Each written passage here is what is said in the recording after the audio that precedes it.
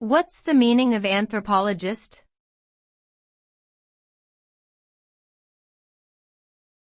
Anthropologist.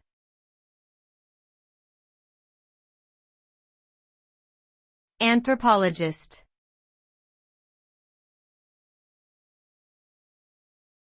Anthropologist.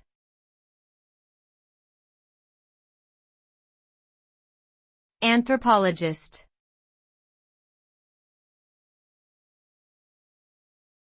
Anthropologist.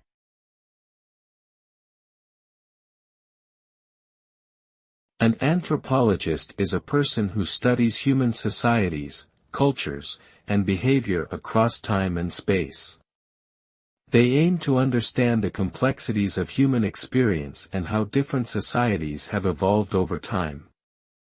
Anthropologists use a range of methods, including observation, interviews, and ethnographic research, to gain insights into local cultures and practices. They also analyze data to identify patterns and trends that can help explain cultural differences and similarities. In short, anthropologists are dedicated to researching and understanding the diversity of human life and culture.